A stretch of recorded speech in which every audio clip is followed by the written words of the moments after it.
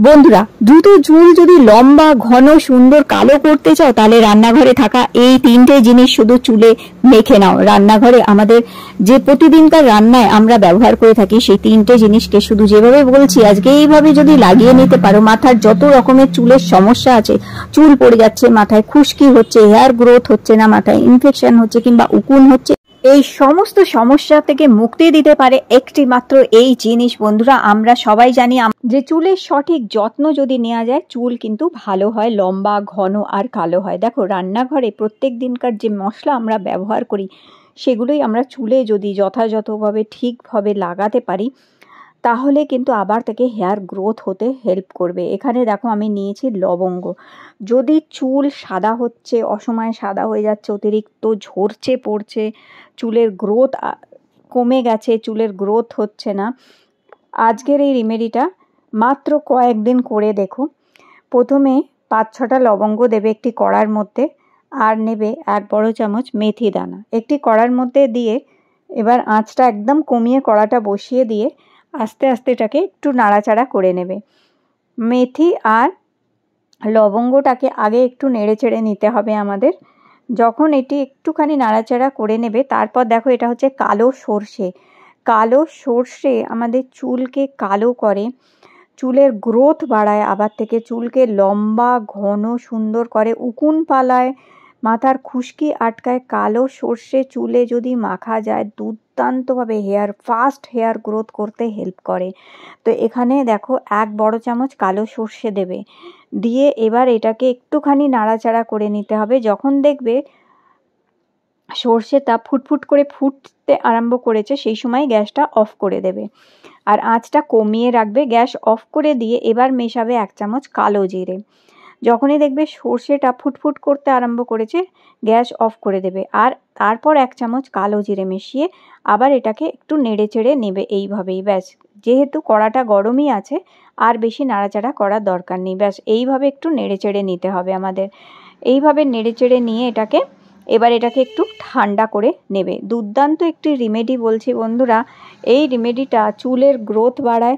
চুলের যে নানান রকমের আমাদের সমস্যা আছে, খুশকি হচ্ছে, মাথায় উকুন হচ্ছে, মাথায় নিকি হচ্ছে, কিংবা কোনো রকমের ইনফেকশন হচ্ছে, হেয়ার গ্রোথ হচ্ছে না, হেয়ার ফল হচ্ছে, চুল পড়ছে অতিরিক্ত, এই উপায়টা করে দেখো তোমরা। এবার কি করতে হবে, এটা একটি বাটির মধ্যে ঠান্ডা করে একটি বাটির মধ্যে ঢেলে নেবে এখানে। আর এরপরে দেখো এটা ঠান্ডা হয়ে গেছে এখন। আর এইভাবে দেখো এবার আমাদের যেটা লাগবে সেটা হচ্ছে একটি পেঁয়াজ, লাল পেঁয়াজ নেবে। এই যে লাল পেঁয়াজ যে হয় সেই লাল পেঁয়াজ নেবে, একটি পেঁয়াজ নেবে। আর এখানে যদি মাঝারি সাইজের এরকম পেঁয়াজ হয় তাহলে হাফ নিলেই যথেষ্ট, আর বড় পেঁয়াজ হলে আরেকটু কম নেবে, ছোট পেঁয়াজ হলে গোটা নিয়ে নেবে। পেঁয়াজটাকে এরকম টুকরো করে কেটে নেবে, ব্যাস আর কিছু না। টুকরো করে কেটে নেওয়ার পরে এর মধ্যে দিয়ে এবার আমাদের যেটা করতে হবে এটাকে বাটতে হবে। তো এটা তোমরা শিলেও বাটতে পারো অথবা মিক্সিতে বাটতে পারো। এটাকে মিহি করে একদম বেটে নিতে হবে। তো এর মধ্যে একটু জল দেব, এর মধ্যে একটু জল দিয়ে এটাকে বেটে নেবো এবার। তো চলো এবার এটাকে বেটে নিই।